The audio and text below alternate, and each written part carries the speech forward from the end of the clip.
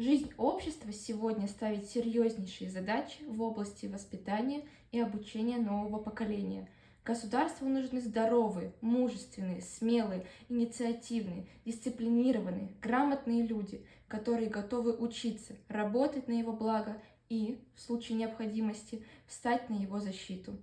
В работе нашей школы одной из приоритетных задач является военно-патриотическое воспитание подрастающего поколения.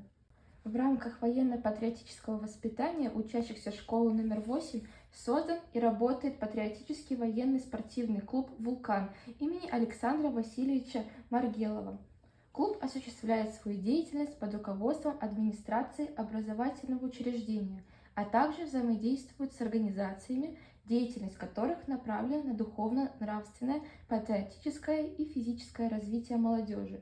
Руководит клубом отличник образования, педагог-организатор ОБЖ Барыкин Игорь Владимирович. В клубе занимаются учащиеся 8-11 классов. Деятельность клуба ведется по следующим направлениям: история вооруженных сил России, строевая подготовка, основы медицинских знаний, огневая подготовка, основы выживания в сложных условиях, общефизическая подготовка. Ежегодно члены клуба становятся участниками и призерами городских и районных мероприятий. Так, за 2021 год воспитанники клуба «Вулкан» заняли первое место в муниципальном этапе 22-й республиканской военной спортивной игре «Снежный барс», второе место в районной военно-патриотической игре «Снежный барс». Член клуба Банзаракцаев Владимир стал победителем регионального этапа Всероссийской олимпиады школьников по ОБЖ. Участники клуба Абханова Дарья и Жамбалов Андрей становились дипломантами муниципального этапа научно-практической конференции по патриотическому воспитанию «Отчизне посвятим». В районной онлайн-викторине «Живая память» ребята заняли первые, вторые и третьи места. Воспитанница клуба Игнаева Дарина стала обладательницей диплома 3-й степени в районном онлайн-квизе «Здесь Родины моей начало».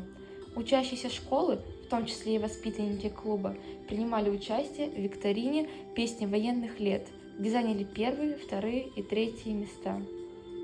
Но самым главным достижением, на наш взгляд, является то, что все воспитанники клуба усваивают главное, что любовь к родине – это проявление патриотизма, а защита Отечества – это долг и обязанность патриота.